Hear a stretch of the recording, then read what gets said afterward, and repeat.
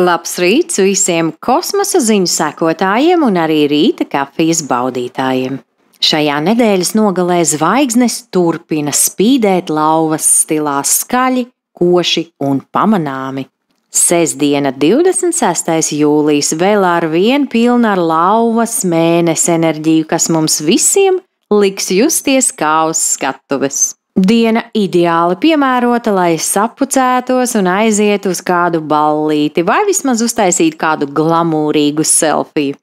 Arī visi radošie projekti šodien būs veiksmīgi. Īpašs sveiciens visiem tiem, kur ir dzimuši 26. jūlijā, un tie ir īsti saules bērni. Spilgti, enerģiski un vienmēr gatavi būt uzmanības centrā.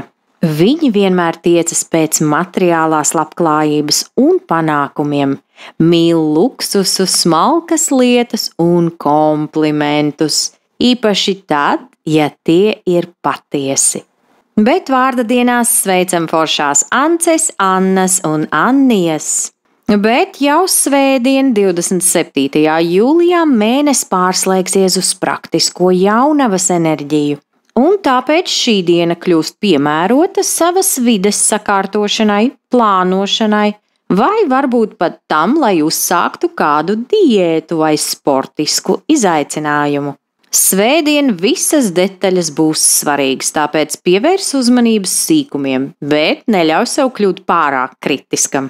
Un īpašs sveiciens visiem tiem, kur ir dzimuši 27. jūlijā. Tie ir ideālisti, bet ar plašu sirdi, dāsni, radoši un empātiski. Šiem cilvēkiem ir ļoti svarīgi palīdzēt citiem, un viņi viennozīmīgi arī prot iedvesmot un motivēt. Viņi vienmēr tiecas pēc emocionālā piepildījuma sajūtas un iespējas darīt pasauli labāku. Sveicam jūs dzimšanas dienās, bet vārda dienās sveicam burvīgās Martas, Ditas un Dites.